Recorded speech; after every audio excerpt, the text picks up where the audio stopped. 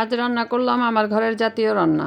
আমার ছেলে বলছে কিছুদিন থেকে নাকি ওকে আমি ডিম ভুনাই শুধু খাওয়াচ্ছি, আলু দিয়ে ডিম রান্না করে নাকি ওকে দিচ্ছি না। তো আজকে ওর জন্য স্পেশালভাবে আলুর এই তরকারিটা রান্না করেছি ডিম দিয়ে, খুবই মজা হয়েছিল।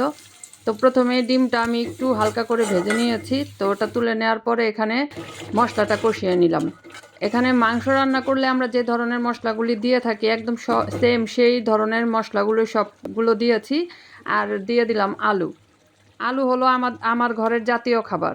আলু ছাড়া আমার ঘরে চলেই না। মানে যদি মাছ মাংস নাও হয় তারপরে আলু হলেই সবাই মানে মন ভরে পেট ভরে ভাত খেয়ে ফেলে। তো এখানে আলুগুলো একদম ভালো করে কষিয়ে নিলাম।